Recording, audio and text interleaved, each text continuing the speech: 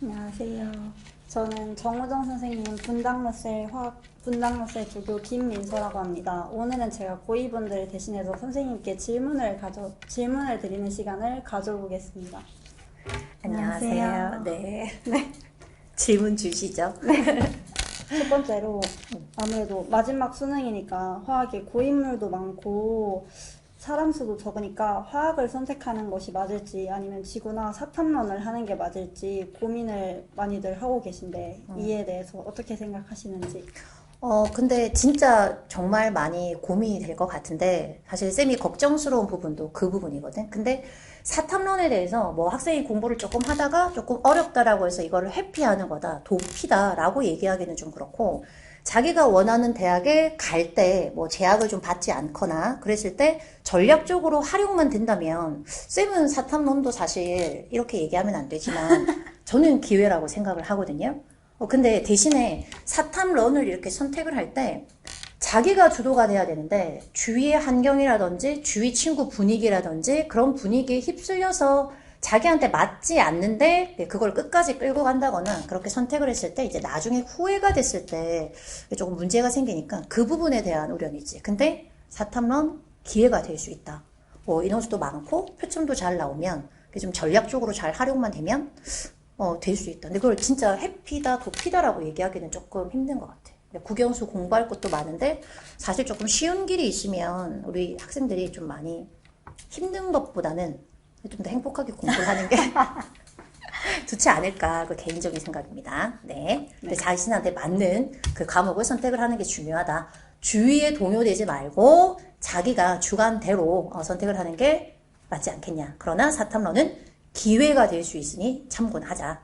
여기까지요. 네. 그러면 두 번째 질문 드리도록 하겠습니다. 아무래도 화학이 처음이 어렵잖아요. 그래서 풀다가 체화가 잘 안 된다든지 너무 어렵게 느끼는 학생들이 많은데 어떻게 하면 좀 도움이 될지.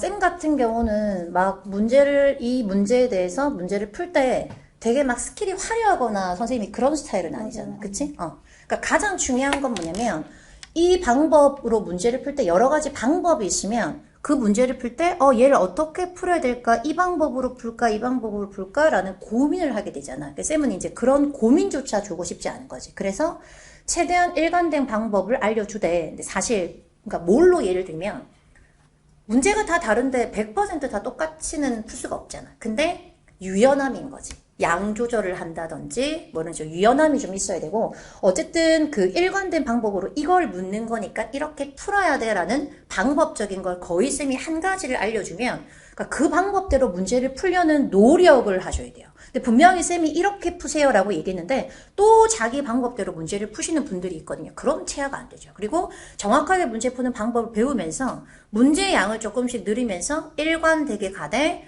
유연함을 들이면서 정확한 방법대로 양치기를 잘해야 돼. 그러니까 보면 진짜 현장에서 이거 묻는 거니까 이렇게 푸세요 라고 얘기하면 전부 다 네 알겠어요 하고 나서 보잖아? 그럼 또 자기 방식대로 문제를 풀고 있는 거야. 당연히 체화가 안 되죠. 그러니까 정말 체화를 시킨다라는 말이 무슨 말인지 정확하게 그 말을 조금 이해를 했으면 좋겠어. 그리고 쌤이 항상 얘기하는 거, 정확한 방법대로 양치기를 제대로 하고 전문화 해설을 들으세요라는 건 쌤을 위한 게 아니야. 정말 본인들을 위해서 쌤 강의를 듣지 않는 학생들이라도 반드시 그 선생님들의 전문화 해설을 들으시면 같이 평가원에서 문제를 이걸 묻는 거다라는 게 같이 분석이 되면서 속도까지 올릴 수 있거든. 그래서 그 부분은 좀 참고를 해주셨으면 좋겠습니다. 네. 맞아요. 저도 처음에 할 때는 한 문제 풀고 한 문제 해설 들었던 것 같아요. 그렇죠. 무조건. 맞아. 비킬로도 그렇게 했었어요. 한 문제 풀고 해설 듣고 한 문제 풀고 해설 듣고. 그러니까 풀이를 점검하려고 그렇게 했던 거지. 네, 그치? 완전. 그래서 다른 부분은 이게 달랐다 적어두고 나중에 할 때 다시 보면서 이게 부족했구나를 생각했던 것 같아요. 열심히 하셨군요. 감사합니다. 네.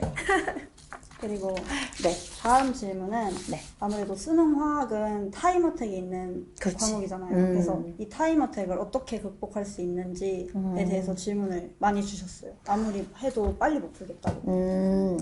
일단 현장에서 다루는 시험지보다 수능이 좀 더 쉽다. 그리고 현장에서 잔실수가 굉장히 많이 나는 학생들도 수능은 정말 중요한 시험이다라는 게 본인 스스로가 알잖아. 그러니까 실수가 자잘자잘한 실수가 확 줄지. 그치? 맞아요. 그래서 사실 최고점을 수능에서 받는 게 제일 베스트죠. 우리가 원서 쓸 때도 문 열고 들어가는 게 아니라 문 닫고 들어간다라고 얘기하는 것처럼 가장 중요한 건요. 내가 한 문제는 실수할 수 있다라는 생각은 하셔야 돼요. 그래서 중화 반응이나 물질의 양이나 양적 관계 단 한 문제라도 일단 포기를 하시면 안 됩니다. 모든 부분을 다 탄탄하게 대비를 당연히 하셔야 되고 꼭 한 문제를 버리고 준비하는 애들 있잖아. 중화 반응까지 못 갈 것 같아요. 애들 있잖아. 다 갈 수 있습니다. 고3 분들도 1월 달부터 탄탄하게 준비한 학생들 보면 50 많이 받아오잖아. 맞아요. 그치? 그러니까 타임어택이 있다고 해서 또 실수가 나면 어떻게 할까? 막 여러 가지 고민을 되게 많이 하시는데 수능 현장에 딱 들어가면 평소 공부를 할 때는 겸손한 태도로 공부를 하시되 시험을 칠 때는 정말 내가 최고야. 내가 50 아니면 누가 50이야 라는 태도로 딱 들어가셔야 돼요. 자신감 있게 들어가시되 그렇지. 그리고 쓸데없는 고민 생각을 하면 안 돼. 실수하면 어떡하지? 막 이런 거. 하시면 안 되고 오롯이 문제에만 집중을 하시고 어떻게 풀어야 되지? 라는 고민이 딱 드는 순간 정말 그냥 단순하게 버리셔야 돼요. 맞아요. 버리고 넘어갔다가 뒤에 해결하고 나서 앞으로 다시 가면 희한하게 그게 보여요. 틀려요. 맞아요. 그치. 네.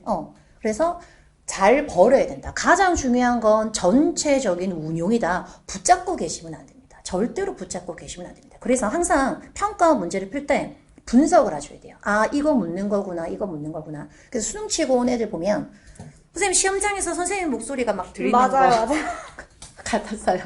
막 그런 얘기를 하잖아. 너무너무 기분이 좋죠. 그래서 쌤이 항상 얘기하는 게 일관된 풀이로 제대로 된 양측을 하면서 전문화 해설을 들어줄 것. 그래서 유연해질 것. 그래서 화학에서 갖춰야 되는 유연함을 쌤이 좀 얘기를 많이 하는 편이고 시험을 볼 때는 전체적인 운용. 무조건 버려야 된다. 빨리 버리는 게 현명하다. 갔다가 다시 돌아가면 그게 희한하게 보일 거다. 그리고 그 당황스러운 문제는 나만 그런 게 아닌 거야. 다 그런 거야. 그래서 크게 걱정하지 않아도 된다. 이런 얘기를 해드리고 싶죠. 저도 앞장에서도 막 버렸던 것 같거든요. 근데 돌아오니까 진짜 빨리 풀려요.